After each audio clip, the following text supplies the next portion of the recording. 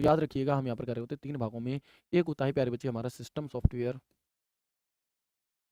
एक होता है प्यारे बच्चे हमारा यहाँ पर सिस्टम सॉफ्टवेयर, एक होता है हमारा यहाँ पर आपका सिस्टम सॉफ्टवेयर के साथ-साथ एप्लीकेशन सॉफ्टवेयर, एप्लीकेशन सॉफ्टवेयर,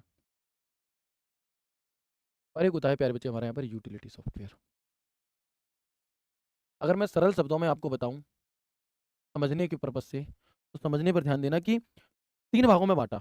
तो सिस्टम सॉफ्टवेयर वे सॉफ्टवेयर होते हैं जो हमारे कंप्यूटर की जो हमारे कंप्यूटर को वास्तविक रूप में चलाने के लिए क्या है परमिशन देते हैं। यानी कि अगर सिस्टम सॉफ्टवेयर नहीं हुआ, तो हमारा कंप्यूटर चल ही नहीं सकता, चालू तक नहीं होगा, बाकी की बात तो दुनिया की बाद में करना, ठीक है? एप्लीकेशन सॉफ्टवेयर नहीं हुए चल जाएगा, जी हाँ, चालू हो जाएगा, लेकिन तुम्हें जो अपने-अपने हिसाब से काम करना है, वो काम नहीं हो पाएगा। मान लो वीडियो एडिट करनी है, तो वो नहीं हो पाएगी, उसके लिए एप्लीकेशन सॉफ्टवेयर चाहिए होगा। यूटिलिटी सॉफ्टवेयर हमारे कंप्यूटर की देखभाल करता है, वो क्या करता है कि वो ये चेक करता है समय-समय पर कि इसमें कोई गलती तो नहीं है ना? कहीं इसमें कोई स्टोरेज फुल तो नहीं हो जा रही, इस प्रकार से, ठीक है? तो अब जो सिस्टम सॉफ्टवेयर है ये सबसे ज़्यादा ज़रूरी है, ठीक है? लेकिन सिस्टम सॉफ्टवेयर भी हमारे 2 प्रकार के होते हैं। कितने प्रकार के होते हैं? तो ध्यान से देखेंगे सिस्टम सॉफ्टवेयर 2 प्रकार के होते हैं। एक होता है ओएस यानी कि ऑपरेटिंग सिस्टम, एक होता है हमारा ओएस यानी कि ऑपरेटिंग सिस्टम, और एक होता है हमारा यहाँ पर कौन-सा? ट्रांसलेटर। ये इधर लिख लेते हैं। एक होता है प्यारे बच्चे हमारा कौन-सा? ट्रांसलेटर।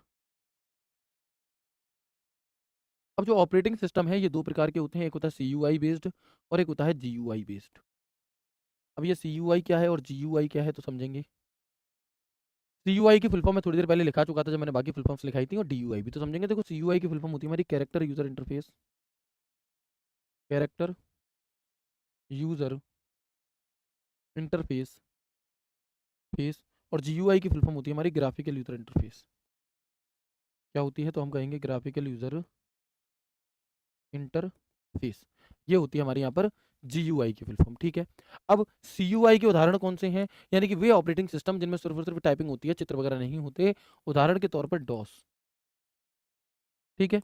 ये हमारा किसका उदाहरण है? Disk operating system. ये हमारा कैरेक्टर यूजर इंटरफेस का उदाहरण है, और ये मल्टीटास्किंग नहीं होते, यानी कि इनमें आप एक बार में एक ही काम कर सकते हो, एक ही विंडो पर काम कर सकते हो, बहुत ज़्यादा आप इसमें काम नहीं कर सकते। जबकि आपका ग्राफिकल यूजर इंटरफेस जो है वो आपके जैसे एंड्रॉइड हो गए, विंडोज़ हो गए, ये हमारे कौन से हैं? ये हमारे ग्राफिकल यूजर इंटरफेस हैं। इसमें चित्र भी दिखेगा, मूवी भी दिखेगी, वीडियो भी दिखेगी, और इसमें कई सारे लोग काम कर सकते हैं, और अलग-अलग क्या है, अलग-अलग काम एक साथ कर सकते हैं। आप गाने सुन सकते हो, आप कोई वीडियो कॉपी कर सकते हो, है ना? और भी चीज़ें आप यहाँ पर कर सकते हैं, ठीक है? इसके अलावा अगर हम बात करते हैं ऑपरेटिंग सिस्टम हो गए, ठीक है? ऑपरेटिंग सिस्टम के उदाहरण कौन-कौन से हो सकते हैं? तो आप देखेंगे यूनिक्स, लाइनक्स, विंडोज़। विंडोज़ सबसे ज़्यादा इस्तेमाल होने वाला है, ठीक है? Ubuntu, Android, Symbian, iOS. तो ये हमारे सभी के सभी किसके उदाहरण हैं? ये हमारे यहाँ पर ऑपरेटिंग सिस्टम के ही उदाहरण हैं, जिनसे कि हमने इससे पहले वाले सवाल बनाए ये वाले, ठीक है? इसके बाद हम बात करते हैं जो ट्रांसलेटर है ना, ये भी 3 प्रकार के होते हैं। एक होता है कंपाइलर, एक होता है असेंबलर, और एक होता है प्यारे बच्चे इंटरप्रेटर। एक होता है प्यारे बच्चे कौन-सा? इंटरप्रेटर। तो एक-एक करके देखेंगे, है ना? तो एक-एक करके इस ट्रांसलेटर के बारे में हम यहाँ पर जान लेते हैं। देखो ऑपरेटिंग सिस्टम क्या काम करता है कि यूज़र और कंप्यूटर के बीच में एक इंटरफ़ेस, एक ऐसा पुल तैयार करता है जो ये आपस में काम करता है, कोऑर्डिनेशन का काम कर रहा होता है। ऑपरेटिंग सिस्टम बहुत ज़रूरी है इसलिए, ठीक है? इसके बाद अगर मैं यहाँ पर बात करूँ आपसे ट्रांसलेटर की, कितने प्रकार के हैं जी? 3 प्रकार के। एक होता है हमारा कंपाइलर, एक होता है हमारा असेंबलर, और एक होता है हमारा इंटरप्रेटर, ठीक है? तो हम यहाँ पर देखेंगे जो कंपाइलर है हमारा, जो कंपाइलर ये क्या काम करता है? ये पूरे प्रोग्राम को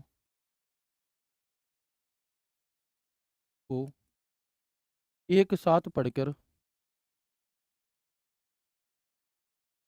ट्रांसलेट करता है, एक साथ पढ़कर एक साथ ट्रांसलेट करता है,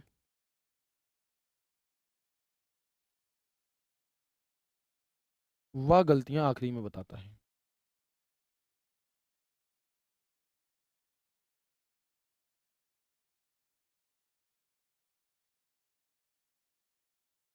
ठीक है दोस्त? तो यहाँ पर हमारे कंपाइलर का क्या काम है? ये क्या काम करेगा हमारा? अच्छा, ट्रांसलेटर का यूज़ हम किस लिए करते रहे होते हैं?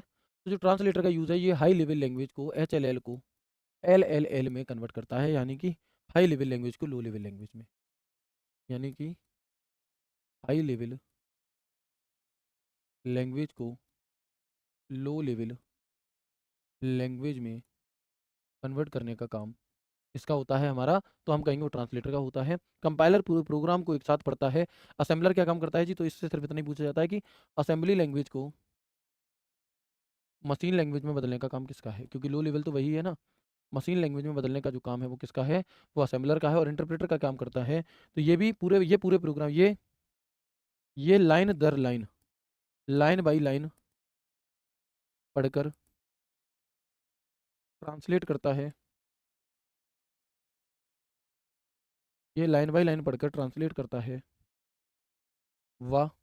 ये लाइन बाई लाइन पढ़कर क्या करता है बच्चे, ट्रांसलेट करता है। वह गलतियां साथ के साथ बताता है, गलतियां साथ के साथ बताता है, साथ के साथ बताता है।